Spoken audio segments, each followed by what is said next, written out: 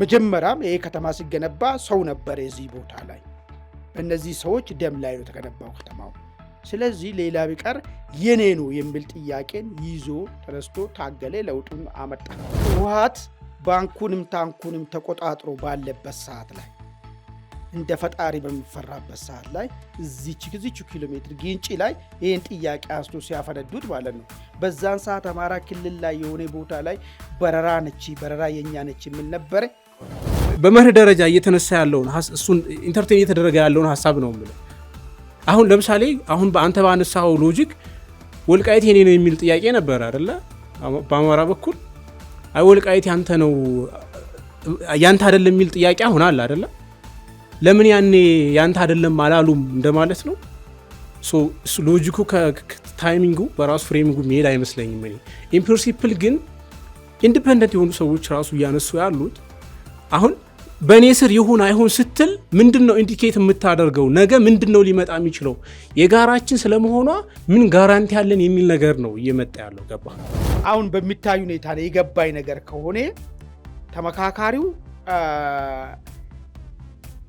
ከፍ ብሎ ከራሱ ኢጎ ከራሱ ፖለቲካ ፍላጎት በላይ ከፍ ብሎ ይሄን ማህበረሰብ ሊያረጋጋ የሚችል ምን ቢሆን ነው የሚል ነገር እያዩ ያለ ነገር አይመስለኝም ማለት ነው። ማን አመፀ? እስቲ የአዲስ አበባ የኦሮሚያ መቀመጫ ከአዲስ አበባ ይውጣ ብሎ አምጾ የሚያቅሰዋል? አሁን አለው ይሄን መልስልኝ። አምጾ የሚያቅሰዋል? ጥያቄው ያልተመለሰ ህዝብ መጠየቁ የማይቀር ጉዳይ ነው። ይጠይቃል። ጥያቄው ካልተመለሰ ጥያቄ ነው ብሎ ካስቀመጠ ጥያቄ ያለኝ ብሎ አስቀምጧል። ልክ አማራ ክልል ወልቃይት፣ ራያ፣ ጠለምት ያለ አግባብ ተወስዶብኛል። በኦሮሚያ ውስጥ የነበረ አመፅ ወደድክም ጠላም ማንም ጉዳዩን በቅርበት የሚከታተል የሚረዳ የነበረ ሰው አዲስ አበባ የኦሮሞ ነው የሚል ጥያቄን ይዞ ስታገል ነበር ወጣቱ። ይሄ የኦሮሞ ህዝብ ጥያቄ ለምንድን ነው በወቅቱ ይህን ጥያቄ አንቀበልም ኦሮሞ የሚያነሳው ብለውን ነገር ለምን አልተባለም?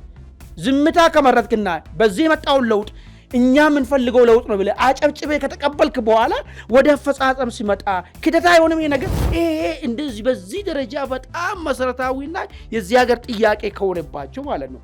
ለምንድን ነው ከ97 ጀምሮ የኦሮሚያ ቢሮ እዚህ ሲሆን ቀውጫዚ ሲሆን ዋና ገርባ ሲሆን ይሄ መሆን የለበትም ብሎ ለምን አላመፀም? ተክሊማላው እንድንኖር አብረን እንድንኖር ጥሩ መልካም ጥሩ ግንኙነት እንድኖረን ያም ይቅርና መቀመጫዬን ብቻ በህገ መንግስት እውቅና ይሰጠኝ ወደሚለው ጥያቄ ሲመጣ ማለት ነው ለምንድን ነው ተቀባይነት ያላገኘው? የወልቃይት እኮ ተቀባይነት አግኝቷል። ጥያቄውን በአመፅ አስደግፎ ጥያቄ ጠይቆ ነበረ፣ መልስ ያጣ። አሁንም በሰላማዊ መንገድ መልስ ማጣ ከሆነ ጥያቄውን በምን ያደርጋል ማለት ነው?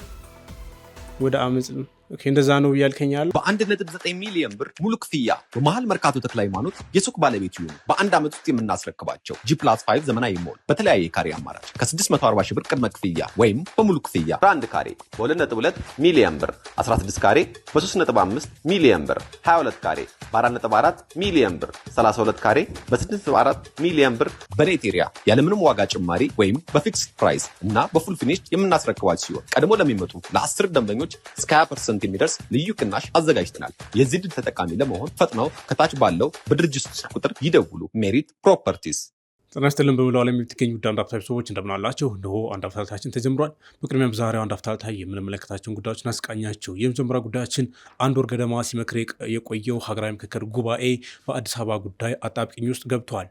በመጨረሻው ምዕራፍ ላይ በአዲስ አበባ ጉዳይ የኦሮሚያ ተወካዮች ለኮሚሽኑ አቀረቡት በተባለው ቅሬታ በትናንትናው ዕለት ሊጸድቅ የነበረው የምክክሩ አጀንዳ ሳይጸድቅ መቅረቱ ታውቋል።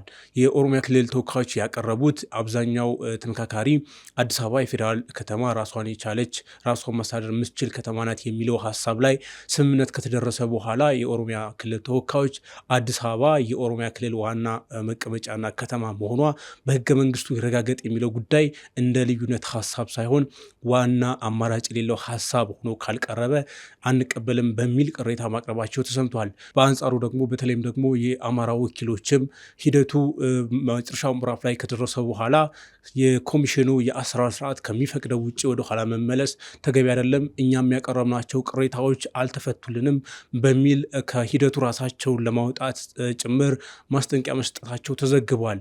የአዲስ አበባ ጉዳይ ከፍተኛ አጣብቂኝ መፍጠሩ በመርህ ደረጃ ከምክክር ሂደት እና አጠቃላይ ይዘት አንጻር እንዴት ይታያል፣ ወደዚህ ሊያመራ ይችላል የሚለውን ጉዳይ እንመለከታለን። ሁለተኛው ጉዳያችን በመንግስት ላይ ጦርነት ያወጀ ህወሓት ከሌሎች የታጠቁ ኃይሎች ጋር የፈጠረውን ጥምረት በይፋ በመግለጫ ይፋ እንደሚያደርግ አስታውቋል።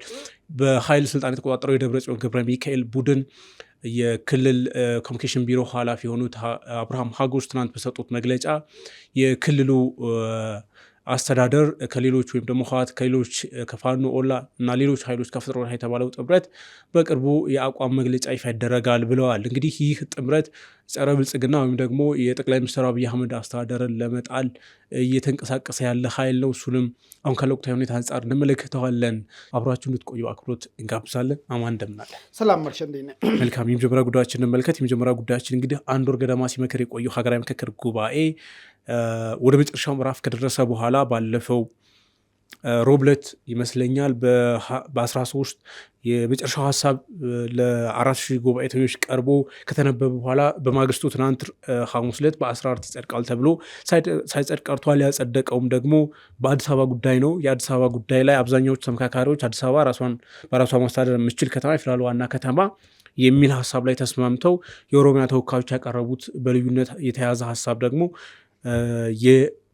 በህገ መንግስቱ የኦሮሚያ ክልል ዋና መቀመጫ እና ከተማ ትሁን የሚለው በልዩነት ተይዟል። ነገር ግን የኦሮሚያ ተወካዮች ወደ መጨረሻው ምዕራፍ ይሄ ሀሳብ አማራጭ የሌለው ዋና ሀሳብ መሆን አለበት በሚል ባቀረቡት ቅሬታ ትናንት ጉባኤው ተሰብስቦ አጀንዳውን ሳያጸድቅና ሳያጠናቅቅ ቀርቷል። በዚህም በተለይ ደግሞ በአማራና በኦሮሚያ ተወካዮች መካከል ከፍተኛ ውዝግብ መፈጠሩ ኮሚሽኑ ማጣብቂኝ ውስጥ መግባቱን የሚያመላክቱ ዘገባዎችን አንብበናል። እኛ ይህንን ፕሮግራም እስከምንሰራበት ሰዓት ድረስም በዛሬው ዕለት ይጸድቃል ተብሏል። ነገር ግን እስከዚህ ሰዓት ድረስ ስምምነት ስለመደረጉ ወይም ስለመጸደቁ የሚያመላክት መረጃ አልደረሰንም። ጉዳዩን እንድትመለከተዋለ በተለይም ደግሞ ከምክክር መርህ አንጻር ጉዳዩን በገለልተኝነት ከውጭ ሆነው የሚታዘቡና ሀሳብ እያዋጡ ያሉ ምሁራን የሰጡትን ሀሳብ እየተመለከትኩ ነበር።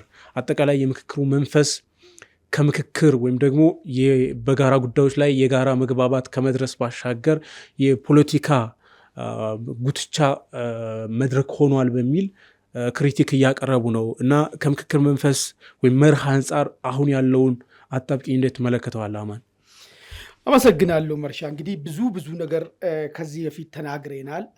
ምናልባት አሁንም እልባት ላይ ያልደረሰ ነገር ከሆነ ምንድን ነው መሰረታዊ ችግራቸው? እነዚህ እዛ 4,000 የተቀመጡ ሰዎች መቼም አንዱን ወገን ፖለቲካ ድል አግኝቶ እንዲወጣ ወይ ደግሞ አንደኛ ወገን የፖለቲካ ክሳራ ገጥሞት እንዲወጣ ነው የተቀመጡት ወይስ ማህበረሰብ ውስጥ እንደ ማህበረሰብ የራሴ የወጣበት ማህበረሰብ ይኖራል። እንደ ኢትዮጵያ ደግሞ ሁሉም ይተዋወቃል። ምንድን ነው እዛኛው ማህበረሰብ ውስጥ ያለው ጥያቄ፣ እዚህኛው ማህበረሰብ ውስጥ ያለው ጥያቄ ምንድን ነው፣ ያኛው ምንድን ነው የሚያነሳው የሚለውን ነገር ለማስታረቅና አብሮ ለመኖር በሚበጅ ሁኔታ ችግሩን ለመፍታት ነው የተቀመጡት ወይ የሚል ጥያቄ ነው አሁን አይምሮ ውስጥ እየመጣ ያለው ነገር ማለት ነው። ይህን ያነሳው ለምንድን ነው? ይሄ ለውጡ መንግስት የሚባል ወደ ለውጡ ሲመጣ ዝም ብሎ አይደለም የመጣ። ለለውጡ ገፊ ምክንያት የሆኑት በዋነኝነት የሚታወቁ ገፊ ምክንያቶች ነበሩ። በኦሮሚያም በአማራ በኩልም ሲነሱ የነበሩት የለውጡን ጥያቄ አንግቦ አደባባይ በወጡ ኃይሎች ሲነሱ የነበሩት ይሄ ጥያቄ መፍትሄ እንዲያገኝ አንድ የለውጥ አካል ወይ ደግሞ የለውጥ መንግስት ነኝ ከዚህም ተሰባስበን የለውጥ መንግስት ሆነን መጣን ያሉ ኃይሎች ምንድን ነው ስለዚህ ጥያቄ ላይ ያላቸው ግንዛቤ ራሱ የሚል ሌላ ጥያቄ መታየት መቻል አለበት ማለት ነው። ከዚህ አንጻር ካየን ምንድን ነው አሁን እዛ ጋር የሚነሱ ነገሮችን አስታርቆ አስማምቶ ፈቶ የትኛው ነው ትክክለኛ መሰረት ያለው ጥያቄ ነው? ህዝቡ ምን ይላል? ለዚህ ህዝብ ጥያቄው እንደ ጥያቄ ይዞ እንዲቀጥል ነው ማድረግ ያለብን ወይስ መልስ መስጠት አለብን የሚል ነገር ባገናዘበ መንገድ ለምንድን ነው ነገሮችን ማየት ያልቻሉት የሚል ጥያቄ ነው አሁን አይምሮ ውስጥ የመጣው ማለት ነው። እንግዲህ አሁን በሚታይ ሁኔታ ነው የገባኝ ነገር ከሆነ ተመካካሪው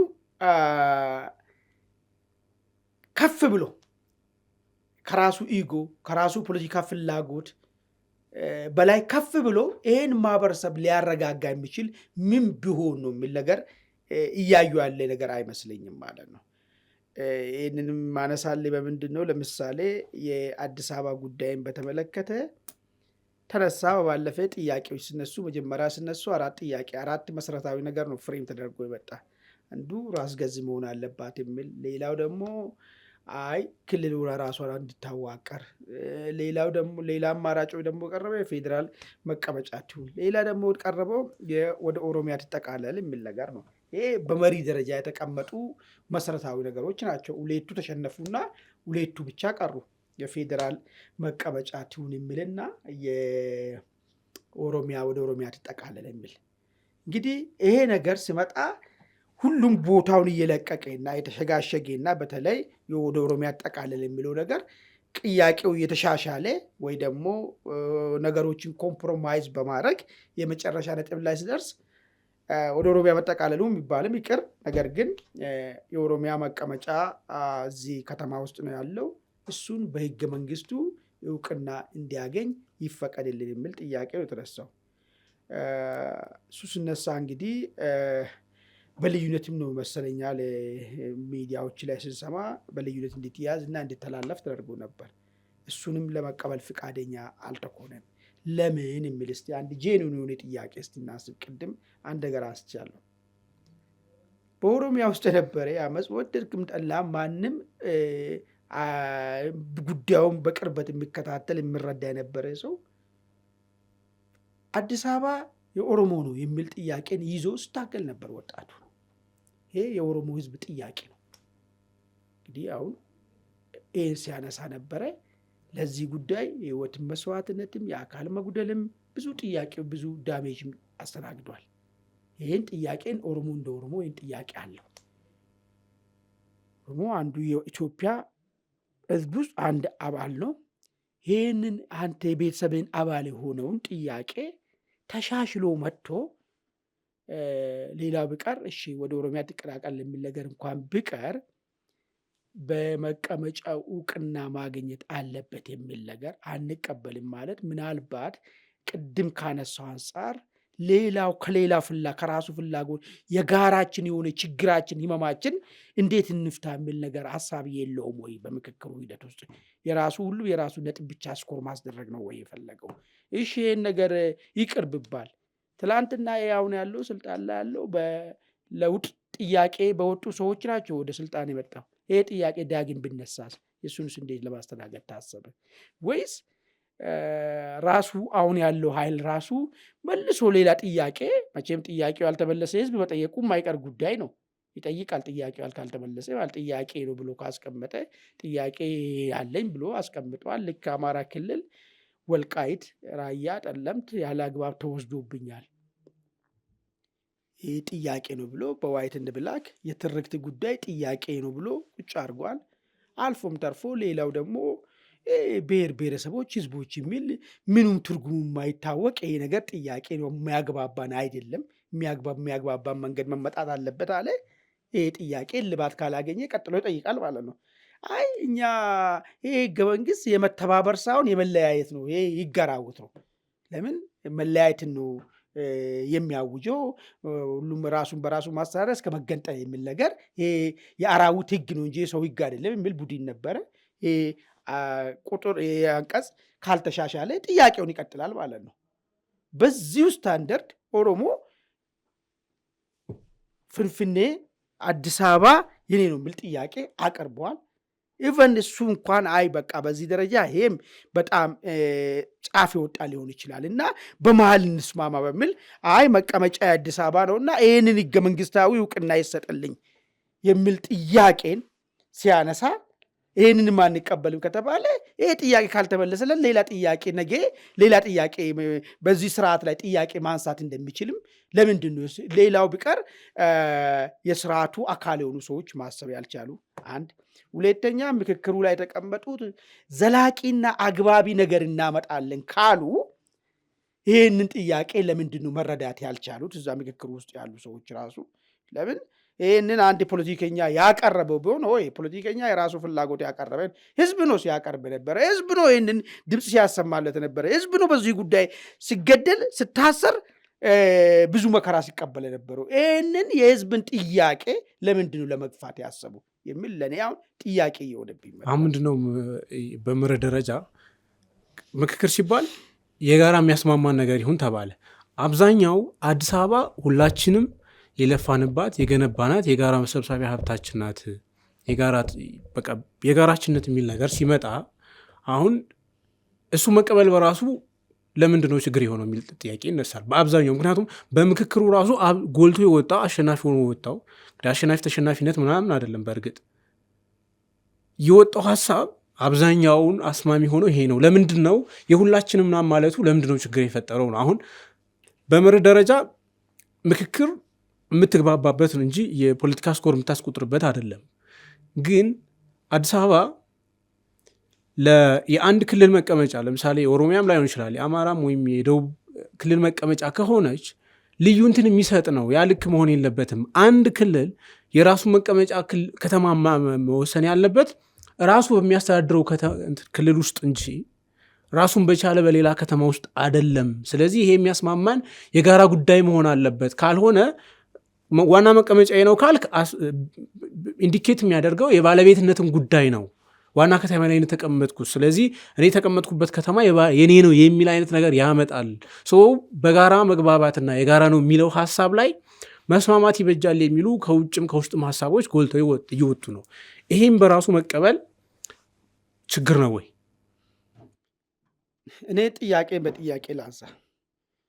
የኦሮሞ ወጣት ይህንን አዲስ አበባ የኔ ነው ብሎ የታገለበትና የአንተ አይደለም ሲባል ይህንን በሰላማዊ ትግል የታገለበትና የኔ ነው በታሪክም በብሔር ፖለቲካ አወቃቀርም በኢትዮጵያ በኦሮሚያ እምብርት ውስጥ ነው ያለው።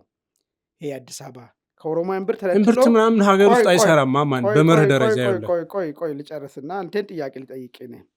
ይሄንን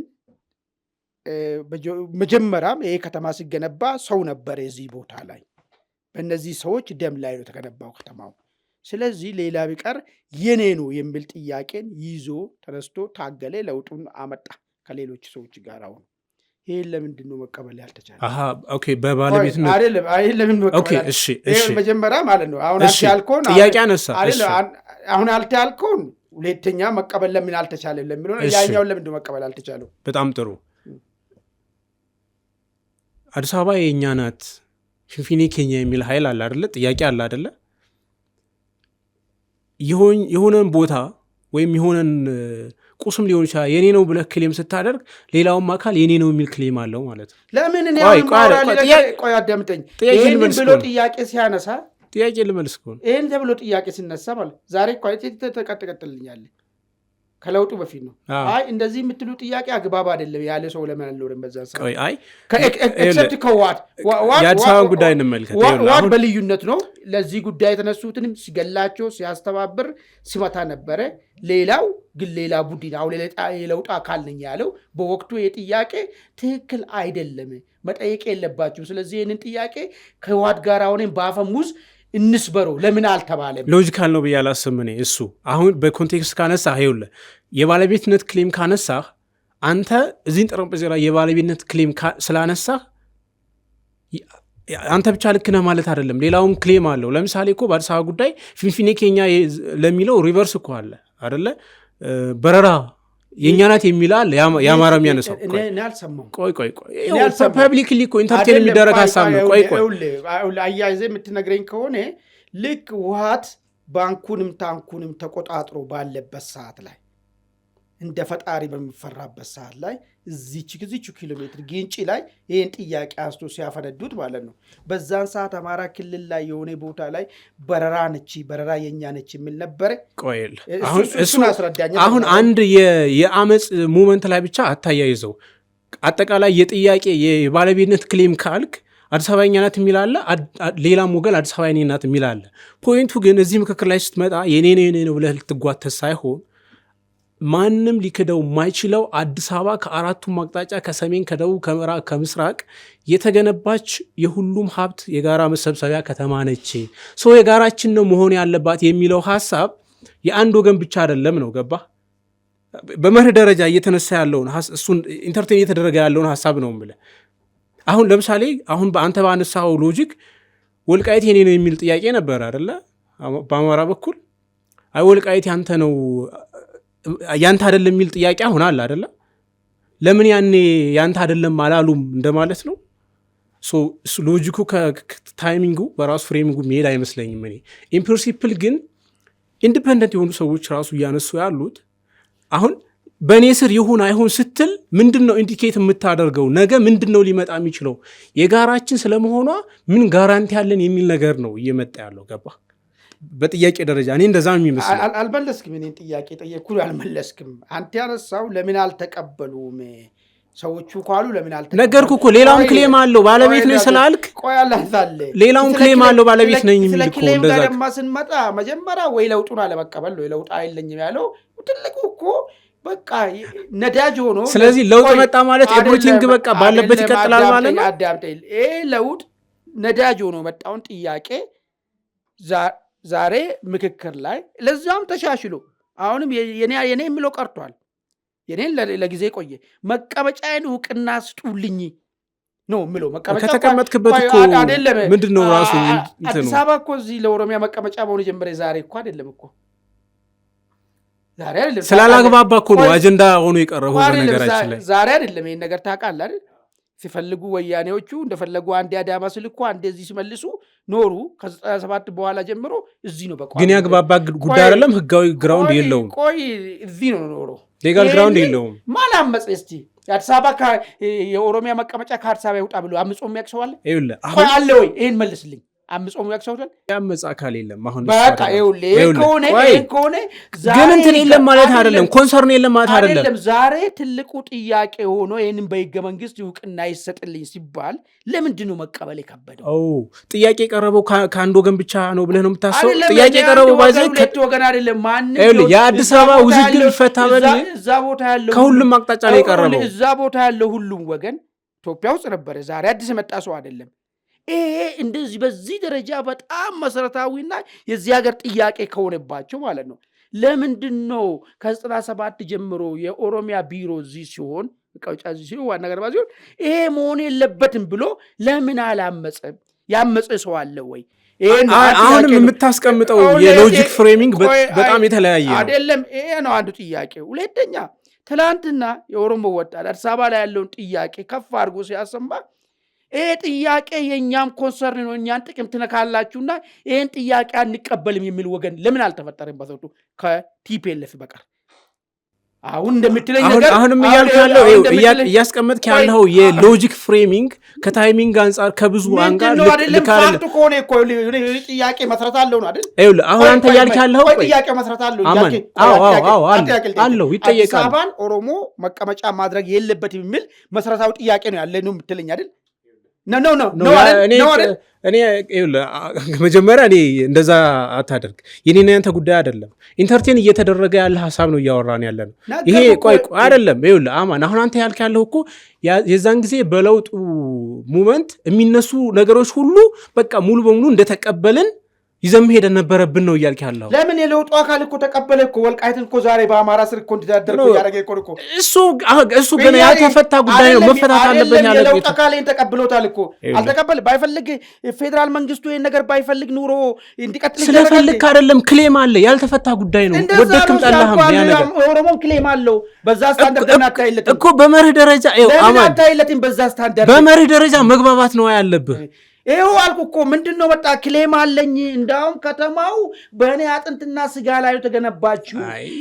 ስለዚህ እሱ እንደዛ ካልክ ሁሉም ላብ አጥንት ደም አለው አዲስ አበባ ላይ እሱ ሌላ ጥያቄ መጀመሪያ እዚህ ነበርኩ እዚህ ነው አጥንትና ስጋ ላይ ነው ከተማው የተገነባው ግን እሱን ይቅርና አብረው ሂስቶሪካል ነገር እኮ ካነሳ ሌላም የሚነሳ ክሌም አለ አብረን እንድንኖር ጥሩ መልካም ጥሩ ግንኙነት እንድኖርን ያም ይቅርና መቀመጫዬን ብቻ በህገ መንግስት ዕውቅና ይሰጠኝ ወደምለው ጥያቄ ሲመጣ ማለት ነው ለምንድን ነው ተቀባይነት ያላገኘው የወልቃይት እኮ ተቀባይነት አግኝቷል እኮ አይ ኖ አሁን ከሱ ጋር ኮምፔር አታድርገው ጥያቄው ተመሳሳይ ናቸው ሁለቱም እኮ ነው ሲነሳ ነበረው በለውጡ ጊዜ እኔ ጥያቄ ዛሬ ቋዳራችሁ እኮ አለ ይሄ ምንም ፋክት ነው መጀመሪያ የወልቃይት ጉዳይ አታንሳው ይታወቃል ጥያቄ ይታወቃል አሁን እኮ የሁለቱ ጉዳይ አይደለም አዳምጠኝ ሌላውም ቢሆን ደግሞ ነበር እዚህ ሀገር ውስጥ ቅድም ብያለሁ ኦሮሞ እኔ አዲስ አበባ ፍንፍኔ ላይ ጥያቄ አለኝ ስል ለምንድን ነው በወቅቱ ይሄን ጥያቄ አንቀበልም ኦሮሞ የሚያነሳው የሚለውን ነገር ለምን አልተባለም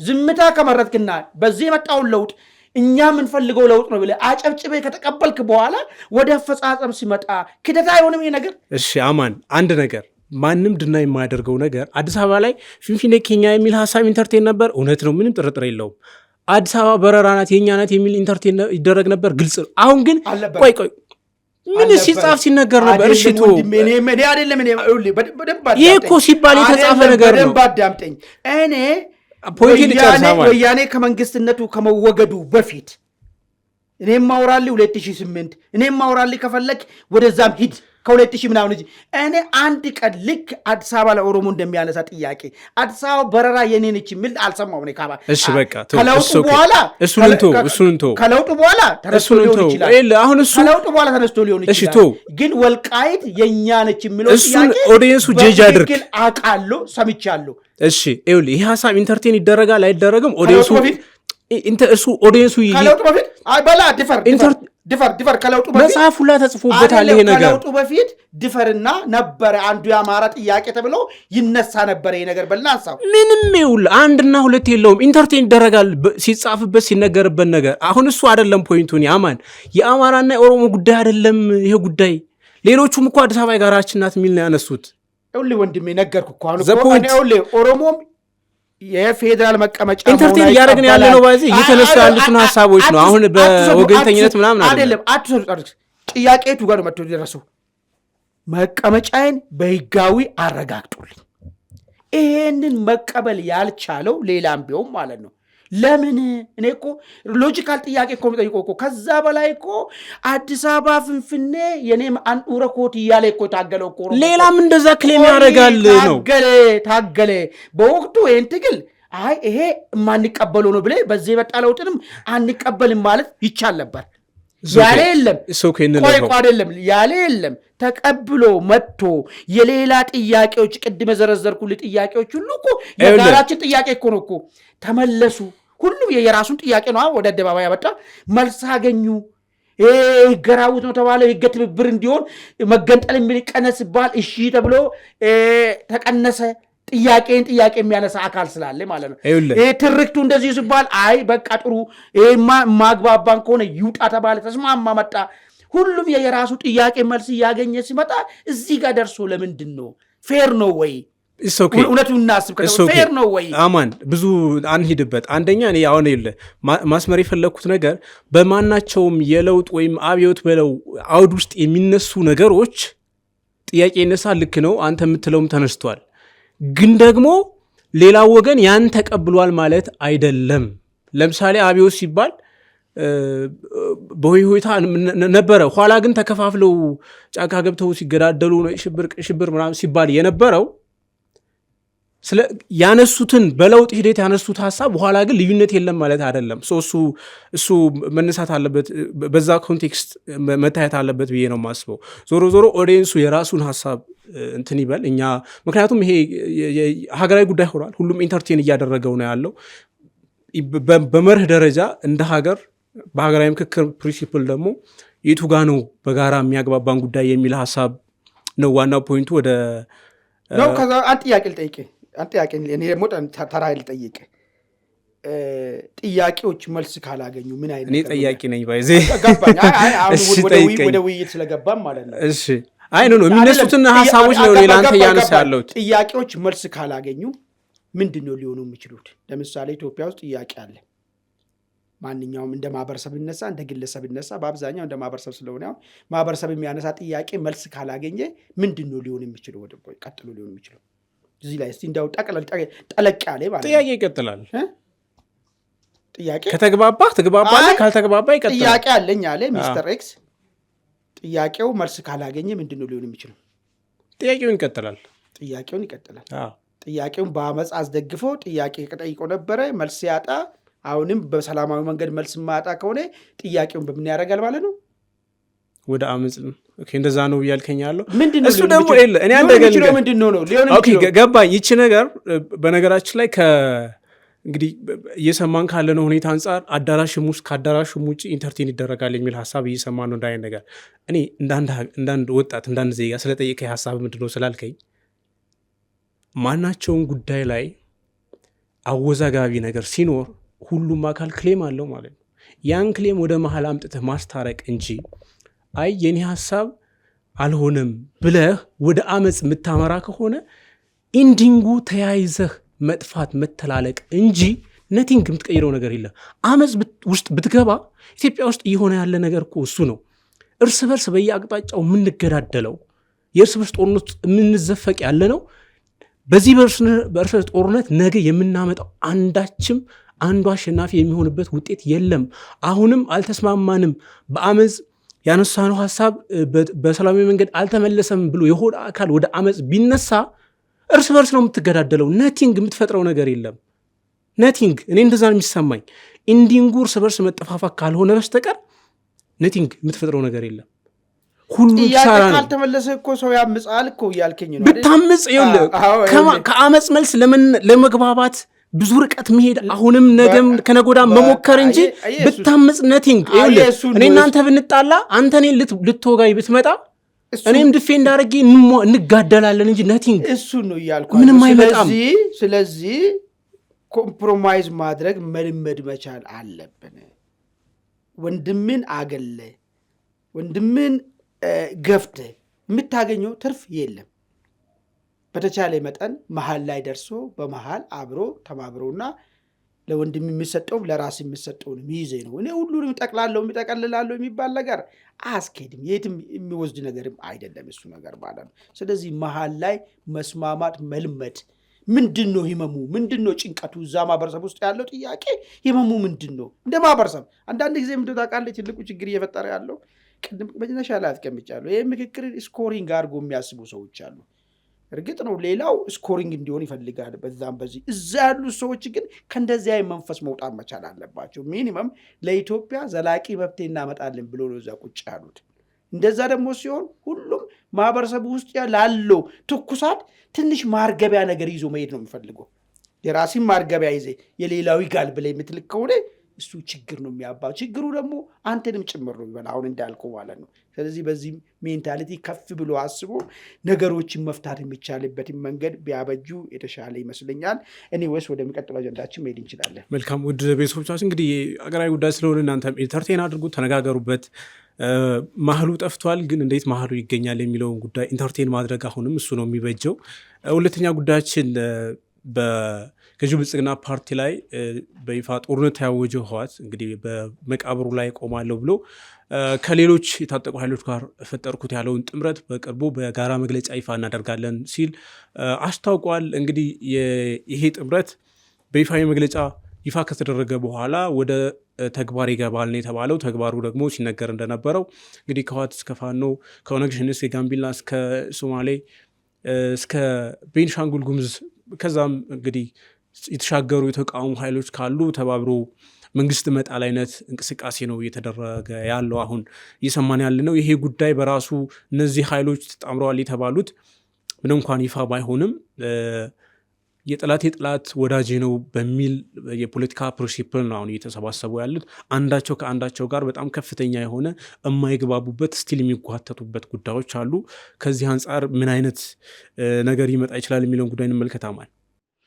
ጥሩ እንግዲህ የዋቱ ኮሚኒኬሽን ኃላፊ ቀጣይ ስትራቴጂ እና ወይ ደግሞ ቀጣይ ሊሄዱበት የሚችሉትን መግለጫ ሰሞኑን ሰጥቷል። እዛ ላይ ድርድር የሚባል ነገር እንደሌለ ያሳውቀዋል።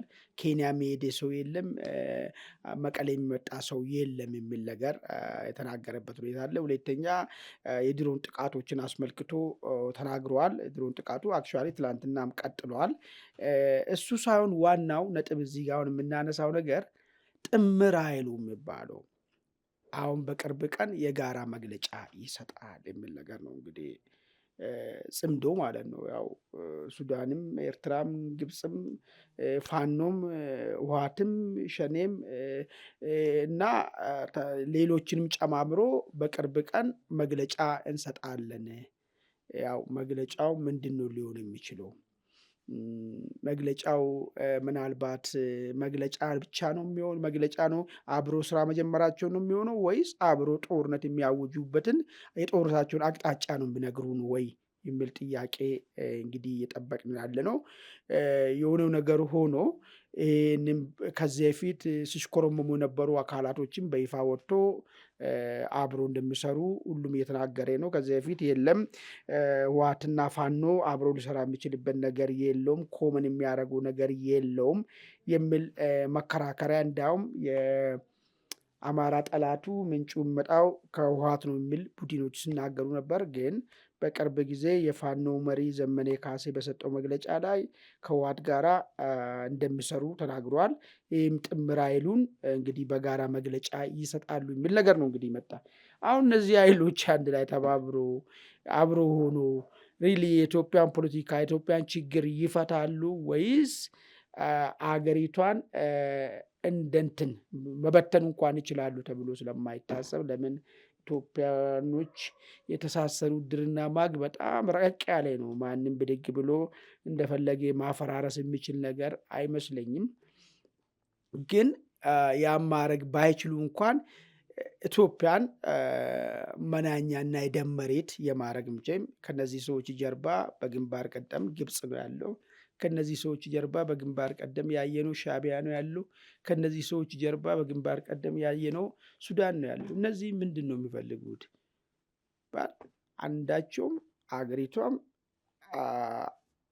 መግባባት የሌላት ደም የሚፈስባት ከምንም በላይ ደግሞ ያላትን ተፈጥሮ ሀብት አባይን መጠቀም የማችል ተራ በእርስ በርስ የተዳከመችና ዜጎቿ የሚበላሉባት አገር የማድረግ ራዕይ ነው ያላቸው። ይሄንን ለመፈጸም እንግዲህ የተስማሙ የተቀዳጁት ኃይሎች ምንድን ነው ይዞ ሊመጡት የሚችሉት? ይሳካል ወይስ? ሌላው ኢትዮጵያ ውስጥ እንዴት ነው የሚያው የሚለው ነገር ነው እንግዲህ ወጪ ኢምፖርታንት ነገር። አንተ ኤርትራ ጋይዴ የግብፅን መሳሪያ ታጥቀ ስትመጣ የምትመጣበት ጉዳዩ አገር ምን ልታደርግ እንደሆነ ሌላው ምን እንደምረዳ፣ ሌላው ወገን ደግሞ ይህንን ለመቀልበስ ቁሞ አጨብጭቦ ነው የሚጠብቅ ወይስ በሚችሉ አኬል ሁሉ አንተ ፊት ይቆማል የሚልን ጥያቄ መታየት አለበት። ሌላኛው ነጥብ እንግዲህ እነዚህ ኃይሎች ነፃ መሬትን አድርጎ ማዘዣ ጣቢያቸውን አድርጎ የፕሮፓጋንዳውን ሴንተር ለማድረግ ያሰቡት መቀሌን ነው። መቀሌ ሳሁን ከዚህ በኋላ ለዚህ አገልግሎት መስጠት የሚችልበት ሁኔታ ይኖራል ወይ? ለምን ትላንትና የሰማነው ነገር አለ። እንደዚህ አይነት እኩይ ስራዎች ለእኩይ ስራዎች ማዕከል ሆኖ የሚያገለግሉ ቦታዎችን ታርጌት አድርጎ ማጥቃት ለመጀመር መንግስት ያሳየው ፍንጭ ነው እንግዲህ ትላንትና በድሮን ያደረገ ሰው። እነዚህ ሰዎች መቀሌን ተማምኖ ይህን ነገር ካረጉ መቀሌ ላይ እንደዚህ አይነት ነገሮች እርምጃ ጸረ እነዚህ ሰዎች እርምጃ የሚወሰድ ከሆነ የጣፋንታቸውስ ምን ይሆናል? ወደ ኤርትራ ሄዳሉ ወይ ግብፅ ነው የሚያደርጉ ማዕከላቸውን፣ ወይ ሱዳን ነው የሚያደርጉት? ያዝ ከሆነ ደግሞ ላሰቡት ኢትዮጵያን ሰላም አልባ የደም መሬት ለማድረግ ያሰቡት ነገር ይሳካላቸዋል? እየራቁ አይደለም ወይ የሚሄዱት? ሌላ ጥያቄ ነው የሚያነሳውና ጠቅለል ባለ ሁኔታ እነሱ እቅዳቸውን ነግሮናል።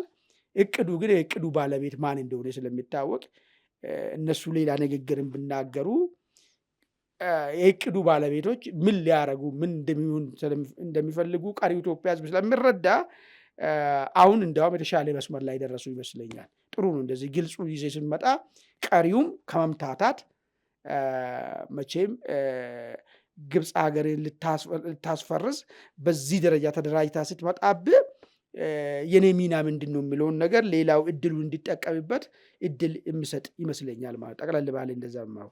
አመሰግናለሁ አማን። ውድ ቤተሰቦቻችን የዛሬውን አንድ አፍታ ታሪክ እዚህ ላይ ቆይተናል። ስለተከታተላችሁ እናመሰግናለን። ጤና ይስጥልን።